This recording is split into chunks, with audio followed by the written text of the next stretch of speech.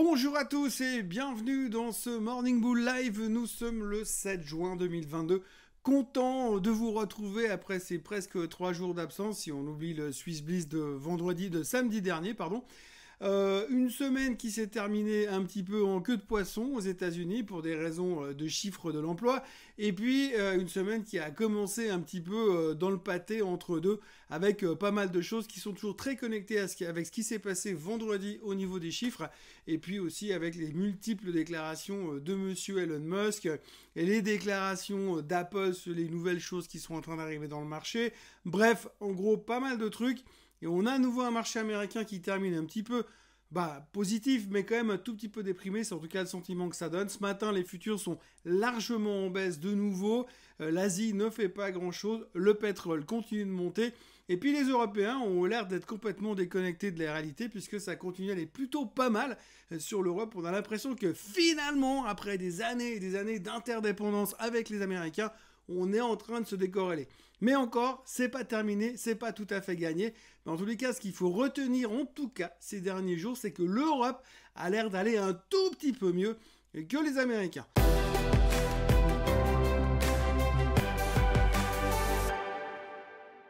Alors on est obligé de revenir un tout petit peu sur les chiffres de l'emploi de vendredi dernier. Donc grosso modo 390 000 créations d'emplois pour le mois de mai, ce qui est plutôt une bonne nouvelle si on tient compte du fait que les analystes attendaient 328 000 créations d'emplois et que le mois dernier, en avril, on est sorti à quelque chose comme 430 et des poussières. Donc grosso modo, c'est une bonne nouvelle.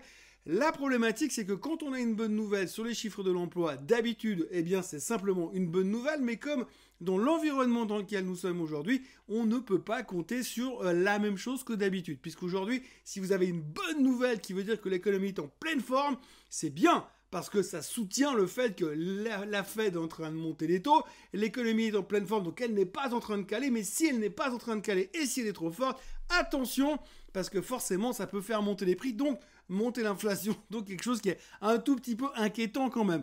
Donc c'est un petit peu ce qu'on en a retiré, en tout cas vendredi dernier aux États-Unis. On s'est dit, oui, s'il y a beaucoup d'emplois qui se créent, et en plus on voit que les salaires sont en train d'augmenter, ça veut dire que si vous gagnez plus, naturellement vous allez dépenser un petit peu plus, donc du coup soutenir encore un peu cette foutue inflation. Et puis en plus, si vous regardez la tronche et la taille finalement, enfin le prix du baril en ce moment, eh bien forcément il n'y a pas besoin d'avoir fait des hautes études pour se dire qu'il y a une partie de votre augmentation de salaire qui va passer directement dans les mains des pétroliers, puisque le baril ce matin est à 120 $ plus ou moins sur le WTI.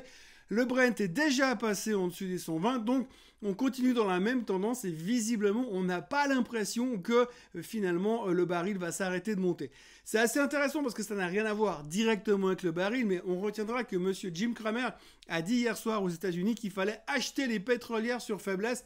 C'est bien, le seul truc c'est que les pétrolières ne baissent plus. Et donc ça fait que monter, tout le monde est super bullish sur le pétrole. Je vous ai déjà expliqué la semaine dernière pourquoi ça devrait continuer encore de monter. Et il y a une espèce de conviction générale que ça va continuer à monter encore et encore. D'ailleurs, ça commence à me faire un tout petit peu peur parce que c'est tellement évident que ça va continuer à monter que tout le monde est convaincu que ça va continuer à monter. Et généralement, quand tout le monde est convaincu, c'est pas ce qui se passe. Enfin bref. Affaire à suivre pour l'instant. Néanmoins, inflation est toujours un problème. Les chiffres de l'emploi qui sont sortis la semaine dernière étaient un problème par rapport à l'inflation. Et donc, on est de nouveau très, très stressé autour de tout ça. Et on a l'impression que la semaine est déjà dans pleine hésitation. À voir ce matin les futurs en grosse déprime. Moins 0,5% ce matin pour commencer. Il n'y a pas ou peu de nouvelles. On reste toujours assez fixé sur les déclarations de monsieur Elon Musk et son super bad feeling de la semaine dernière qui disait qu'il avait vraiment un sentiment assez mauvais sur l'économie. D'ailleurs, dans la foulée, il a viré 10% de son staff. Il s'est fait remonter les bretelles par Biden, mais ça devait faire à peu près autant d'effet qu'une piqûre de moustique sur le cul d'un éléphant pour l'instant. Donc on est vraiment toujours un peu dans cette optique de dire qu'est-ce qui va se passer, et c'est clair qu'on est prêt à entendre tout et n'importe quoi. Il suffit que monsieur Elon Musk, qui, je le rappelle, à la base n'est ni économiste ni analyste financier, ce qui n'est pas forcément une référence aujourd'hui pour être sûr et garantir ce qu'on dit, mais en tous les cas, quelque part, on a peut-être quand même un tout petit peu plus envie d'écouter un Ray Dalio, un Roubini, un grand dame, plutôt qu'un Elon Musk sur l'état global de l'économie. Même si lui, il a une vision très claire de l'économie par rapport aux voitures électriques, mais pas forcément au reste. Mais enfin, globalement, il a un mauvais feeling, et aujourd'hui, comme on se dit que Monsieur Elon Musk ne fait jamais d'erreur, le marché est quand même un tout petit peu crispé par rapport à ça. Elon Musk toujours, eh bien, puisque hier il a de nouveau fait parler de lui, encore une fois, là il était depuis quelques jours, il était sur la Côte d'Azur, apparemment il a rencontré une nouvelle nana, donc du coup il était sur la Côte d'Azur en week-end pendant quelques jours, enfin un week-end détendu on va dire, et depuis il est revenu, donc maintenant il a laissé entendre qu'il était plus du tout sûr de vouloir acheter Twitter, parce qu'apparemment la société fait des pieds et des mains, ou en tout cas met les pieds contre le mur, pour ne pas lui communiquer les chiffres véridiques des fake accounts chez Twitter. Donc du coup, il est en train d'hésiter. Résultat, le titre baissait un tout petit peu hier soir aux États-Unis. On a quand même l'impression que globalement, plus personne n'y croit vraiment à ce takeover. Mais en même temps, comme il n'a pas dit vraiment non, à chaque fois qu'il dit « ouais, j'hésite un peu », le titre baissote, mais on sent que c'est plus vraiment la grosse conviction. Il faut quand même signaler que quand on regarde où est le chart aujourd'hui, où est Twitter, où se traite Twitter, c'est plus ou moins au même niveau que quand Elon Musk a annoncé sa prise de participation de 9% dans Twitter, et on n'arrive plus vraiment à décoller de ce niveau-là. Il faudra vraiment quelque chose de plus pour pouvoir justifier finalement que le takeover se fasse. Ce qui est assez intéressant, encore une fois, n'oublions pas que quand le takeover a été annoncé à 54 et des poussières, le marché était beaucoup plus haut et beaucoup plus confortable, ce qui veut dire qu'il est en train de payer clairement une prime, et que si aujourd'hui il devait sortir du deal en payant 1 milliard de dédit, franchement ça serait pas cher payé par rapport à la prime qu'il paye aujourd'hui du marché. Ou alors il est plus intelligent, et à force de dire non je vais pas acheter, peut-être qu'il profite pour accumuler encore un petit peu, qui sait. C'est pas son genre, mais on ne sait jamais, ça pourrait se produire. Néanmoins, pour l'instant, gros désintérêt sur Twitter. Donc du coup, ça rend service à Tesla, puisque finalement, quand on dit si Musk ne fera pas Twitter, il va peut-être se concentrer un petit peu plus sur Tesla, où aujourd'hui, il y a pas mal de gens qui sont en train de se poser des questions en se disant, mais est-ce qu'il va vraiment continuer à gérer sa boîte correctement, sachant qu'il court quand même 150 lièvres à la fois, et qu'à bout d'un moment, il ne peut pas non plus se démultiplier. Puis apparemment, même dans son monde à lui, eh bien, 24 heures font toujours 24 heures, et vous ne pouvez pas non plus rajouter des modules exprès à côté, même si vous pesez 225 milliards de dollars sur votre compte en banque. Dans les autres nouvelles qu'il faut retenir et qui ne vont pas forcément changer la face du monde, mais on notera quand même que Apple a annoncé hier soir un nouveau soft pour l'iOS, je ne sais plus combien, un MacBook Air, un MacBook Pro avec des nouvelles puces dedans. Ils ont aussi annoncé un produit qui ressemble à ce que fait Affirm, donc ça veut dire acheter aujourd'hui, payer plus tard. En gros, vous pourrez acheter à crédit chez Apple et c'est eux qui vous feront le crédit. Donc ils sont en train de bouffer sur les plates-bandes des autres comme Affirm. Affirm n'a pas super bien supporté la nouvelle hier puisque le titre perdait 6% dans la foulée.